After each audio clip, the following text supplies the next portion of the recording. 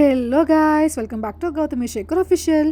Day 3 in Kashmir అనమాట. So మేమైతే ఇంకా ఈరోజు కాశ్మీర్లో ఉన్న సైట్స్ అన్నీ చూసేసి వచ్చేద్దామని చెప్పేసి అనుకున్నాము. మార్నింగే లేచి అయితే ఫ్రెష్ అయిపోయాము. నీళ్ళు ఎంత కూల్గా ఉన్నాయంటే చెయ్యి పెడితే చెయ్యి అలా ఫ్రీజ్ అయిపోతుంది అనమాట. అంత కూల్గా ఉన్నాయి. అక్కడ కానీ హాట్ వాటర్ లేకపోతే అస్సలు బతకలేమన్నమాట. అంత దారుణంగా ఉంది. సో ఇంకా రెడీ అయిపోయి కిందకైతే వచ్చేసాం. ఇది అయితే మా హోటల్ ముందు ఉన్న మంచు అనమాట మొత్తం. సో చాలా ఎంత ఎక్కువ ఉంది అంటే రోజు రోజుకి అది మంచు పడుతూనే ఉంటుంది కదా. సో అలా ఒక లేయర్స్ కింద ఫామ్ అయిపోయింది అనమాట. అందరూ దాన్ని తొక్కి తొక్కి తొక్కి తొక్కి అది అలా ఐస్లా ఫామ్ అయిపోయింది. కాలు పెడుతుంటే జారిపోతుంది అనమాట. సో అందుకే చాలా స్లోగా నడుస్తూ వెళ్ళాను అనమాట. ఎందుకంటే చాలా బాగా జారుతుంది. చిన్న జారితే అలా ముందుకు వెళ్ళిపోతున్నాము. సో ఇంకా అక్కడ కొన్ని వీడియోస్ తీసుకొని ఇంకా ఒక క్యాబ్ అయితే మాట్లాడుకున్నాము.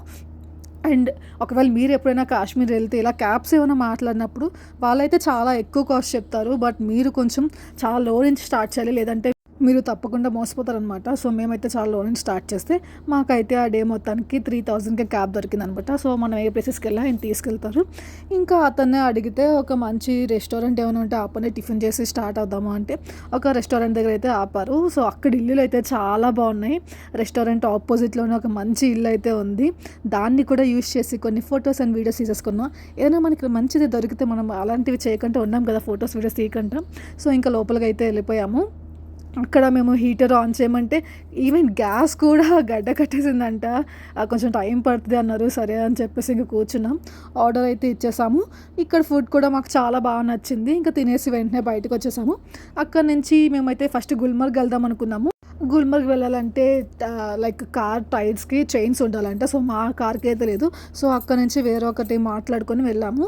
అండ్ అక్కడే మేము లైక్ షూస్ అండ్ కోట్స్ అయితే తీసుకున్నాము. లైక్ ఎందుకంటే చాలా ఎక్కువ స్నో ఉంటుంది కదా అక్కడ. షూస్ కొంచెం నీస్ వరకు వచ్చినవి తీసుకున్నాం అనమాట. సో ఆ స్నో మన కాళ్ళలోకి వెళ్ళి కాళ్ళు గడ్డలు కట్టుకుంటూ ఉంటాయని చెప్పేసి ఇంకా డ్రెస్సెస్ అవి తీసుకొని అక్కడ పేరు మొత్తం అంతా కలిపి 300కి మాట్లాడామన్నమాట. అవన్నీ తీసుకొని అక్కడ నుంచి మరి వేరే క్యాబ్ మాట్లాడి అక్కడ నుంచి అయితే మేము మళ్ళీ స్టార్ట్ అయిపోయాము. ఇంకా పైకి వెళ్తున్న కొద్దీ చలి ఇంకా ఇంకా ఇంకా ఇంకా ఎక్కువైపోతుంది. ఎందుకంటే మేము వెళ్తుంది ద పీక్ పాయింట్ అనమాట, ఇంకా కొండ పైకి. ఇంకా సో మెల్లగా వెళ్తున్న కొద్దీ చాలా అంటే చాలా చలి ఎక్కువైపోయింది అనమాట. నాకైతే లిటరలీ అసలు కళ్ళు తిరిగినట్టు అయిపోయింది.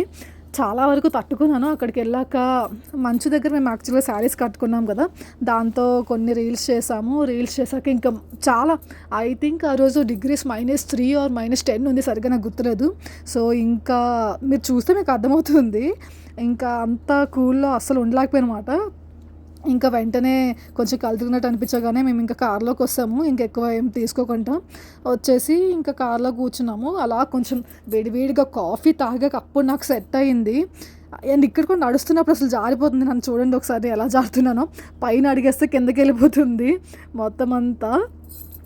అలా వెళ్ళి కొన్ని ఫొటోస్ వీడియోస్ అన్నీ తీసేసుకున్నాము.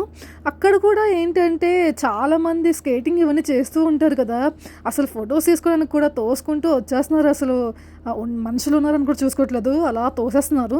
ఇంకా మాతో వచ్చిన వాళ్ళైతే స్నోతో ఆడుకుంటున్నారు అనమాట. నేనేమో కష్టపడి నా గ్లౌజెస్ కోట్ అన్నీ తీసుకెళ్ళి వాడికిస్తే వాడి దగ్గర మొత్తం ఆ స్నో వేసేసి మొత్తం తడిపేస్తారనమాట. సో ఇక్కడ ఒక డాగ్ కూడా ఉంది, శేఖర్, దానికి వీడియో తీస్తారనమాట. చెప్పా కదా నేను కలదిరి పడిపోయానని చెప్పి. అది అయిపోయిన తర్వాత వచ్చి కూర్చొని కాఫీ అయితే తాగుతున్నాను.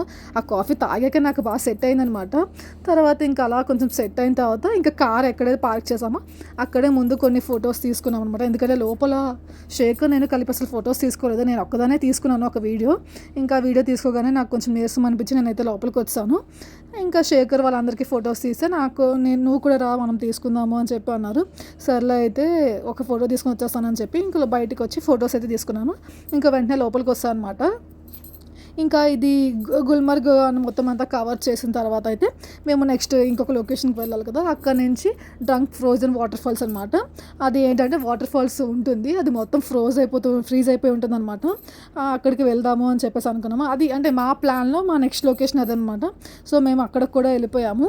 నేను యాక్చువల్గా అక్కడికి వెళ్ళాక కిందకి దిగుదాం అనుకున్నాను. బట్ అది చాలా కిందకి ఉందనమాట. అంటే లోయ దిగుతున్నట్టు ఉంటుంది. అక్కడ దిగుతుంటే కిందకి మీరు చూసారు కదా, చాలా స్లిప్ అయింది.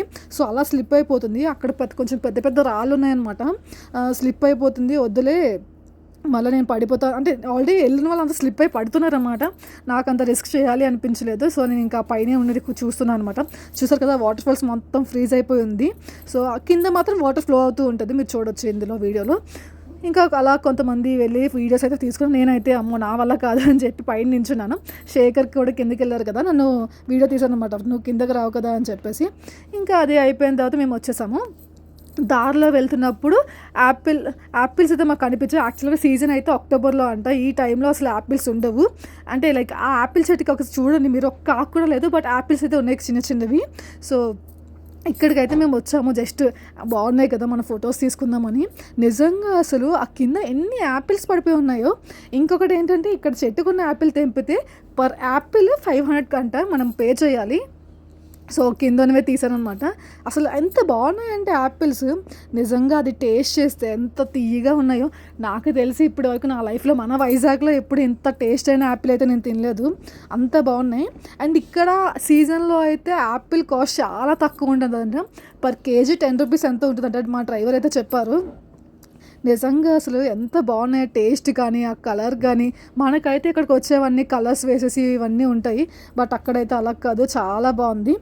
ఇంకా అది కూడా చూసుకొని కొంచెం ముందుకు వచ్చాక యాక్చువల్గా ఏంటంటే మేము లైక్ డ్రై ఫ్రూట్స్ అవి తీసుకుందాం అనుకున్నాము. సో మా డ్రైవర్ ఒక ప్లేస్ ఉంది తీసుకెళ్తాను అని చెప్పారు. ఆ పక్కనే హ్యాండ్ మేడ్ క్లాత్స్ ఏవో ఉంటే అక్కడ కూడా తీసుకెళ్తాను, కాశ్మీర్ స్పెషల్ అన్నారు.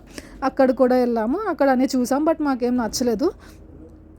సో మేమేం చేసామంటే మాకు ఇది వద్దులే, మేము డ్రై ఫ్రూట్ షాప్కి వెళ్ళిపోతామని చెప్పి మేమైతే డ్రై ఫ్రూట్ షాప్స్కి వెళ్ళిపోయామన్నమాట అందరము. ఆ ఆంటీ వాళ్ళు కొంచెం చూస్తాను శారీస్ అని చెప్పి చూసారు.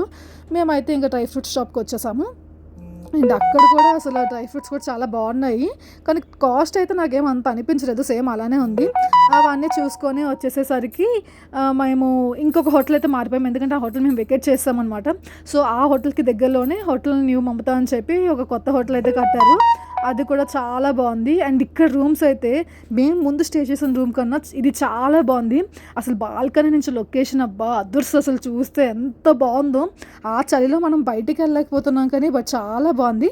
నెక్స్ట్ మేము ఎక్కడికి వెళ్ళామనేది నెక్స్ట్ వీడియోలో చూడండి. Until then stay tuned Gautami Shekhar official. Bye.